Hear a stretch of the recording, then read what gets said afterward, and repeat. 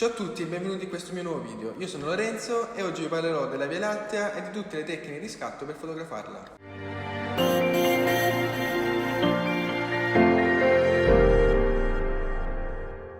Insieme a me c'è il mio amico Andrea Folle, seguitelo su Instagram perché Buonasera.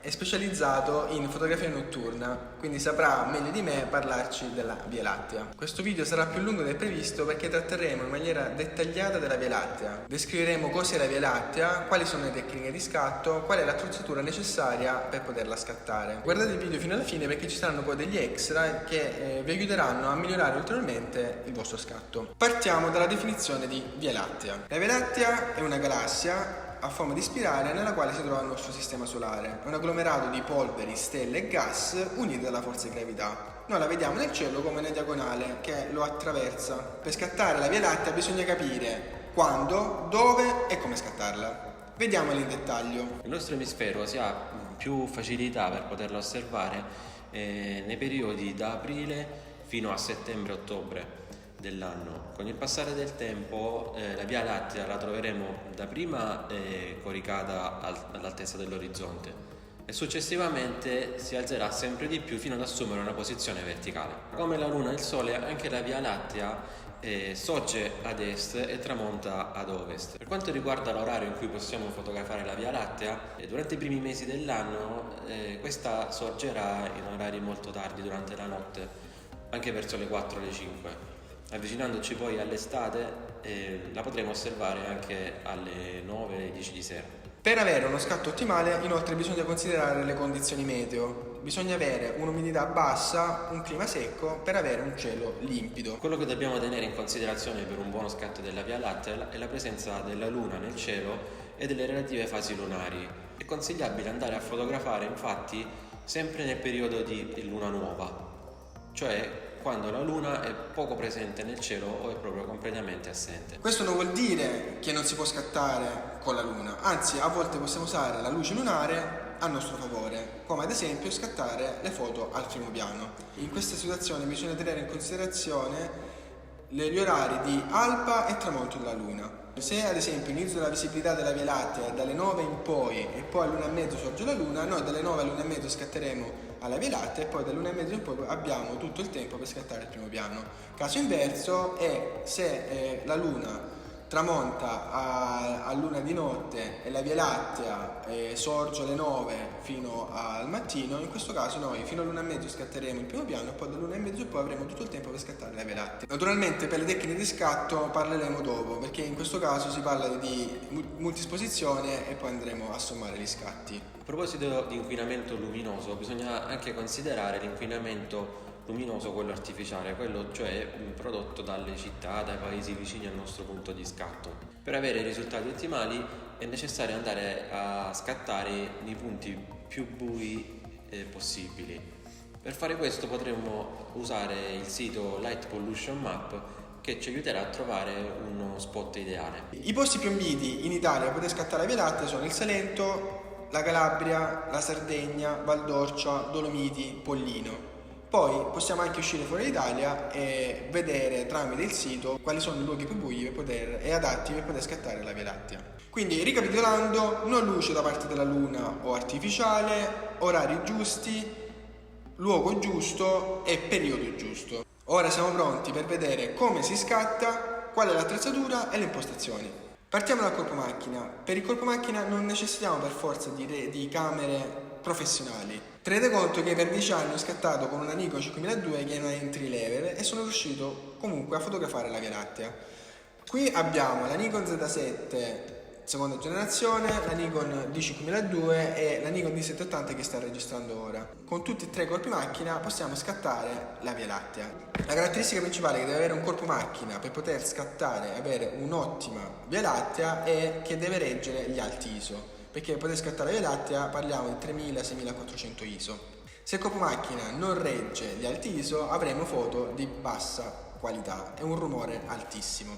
Passiamo ora a parlare delle lenti, che sono un altro aspetto principale per quanto riguarda lo scatto della Via Lattea e per il quale probabilmente meritano un investimento maggiore rispetto al corpo macchina.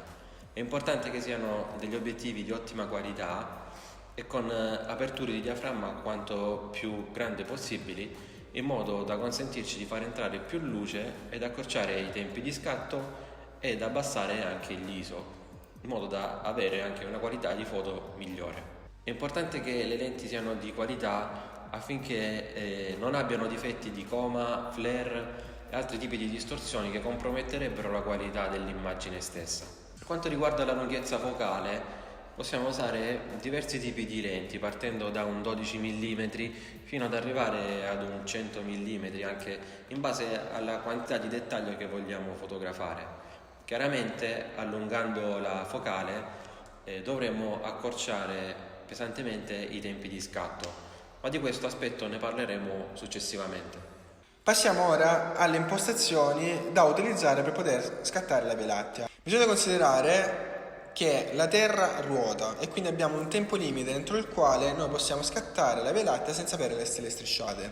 Per quanto riguarda il tempo, ci sono diverse regole da utilizzare. C'è la regola del 600, del 500 e del 300. Funzionano tutte allo stesso modo. Si prende il numero di riferimento e si divide per la focale. Il risultato ottenuto sono il tempo di esposizione massima per non avere le stelle strisciate. Se non vogliamo fare calcoli vari, possiamo affidarci a delle applicazioni come PhotoPills che ci calcolano in automatico i secondi.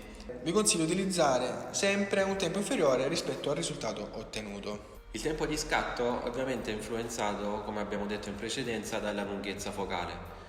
Più avremo una focale lunga, più il tempo di posa diminuirà. Per questo motivo viene utilizzato un altro strumento che ci aiuta a fotografare, nonché l'astro inseguitore, di cui parleremo alla fine del video.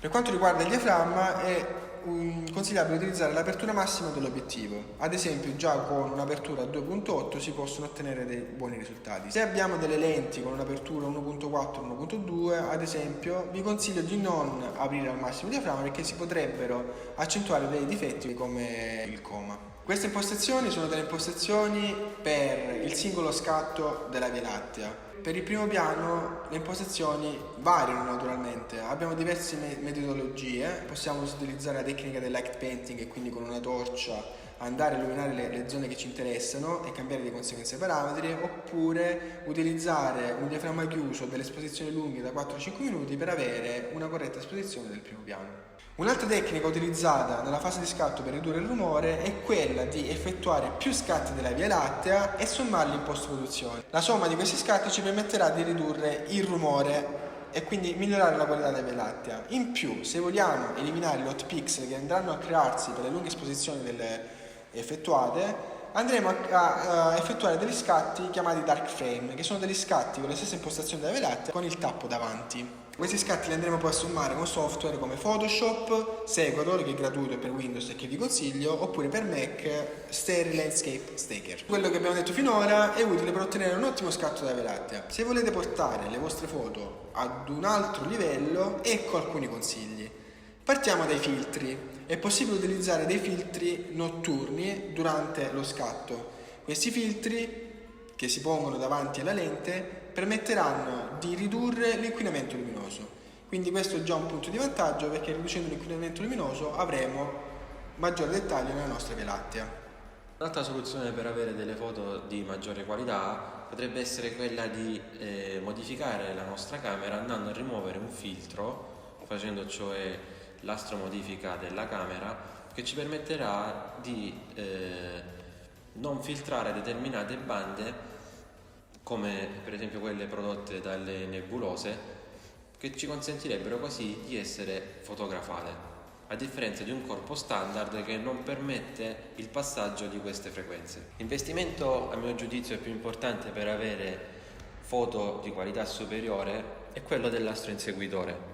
Questo strumento ci permette di andare a compensare la rotazione dell'asse terrestre e quindi allungando quanto vogliamo i tempi di posa. Questo è l'astro inseguitore. In questo caso è un Ioptron Skyguider che andremo a installare sulla base del nostro treppiede. Successivamente dovremo allinearlo alla nostra polare usando il cannocchiale presente all'interno Per poter fare ciò useremo anche un laser che ci aiuterà a trovare più facilmente, a puntare più facilmente la stella polare nel cielo. Una volta puntata la polare, anche attraverso l'utilizzo di alcune app sul cellulare che ci aiuteranno a effettuare una regolazione precisa, l'astro inseguitore andrà a compensare il movimento dell'asse terrestre. La fotocamera montata qui sopra seguirà il movimento dell'asse terrestre e quindi le stelle non avranno nessun effetto mosso. Questo ci è utile soprattutto quando andremo a usare delle focali più spinte per fare anche delle foto di deep sky, come particolari nebulose, come quella di Orione per esempio, che non sarebbe possibile effettuare senza l'astro inseguitore. Oggi abbiamo parlato in maniera dettagliata della Via Lattea, quali sono le condizioni, qual è l'attrezzatura, quali sono le impostazioni e quali sono gli altri consigli per riuscire ad ottenere uno scatto perfetto della Via Lattea. Ringrazio Andrea per la sua presenza. Ciao, grazie. Se vi è piaciuto questo video mettete like, condividetelo e ci vediamo al prossimo.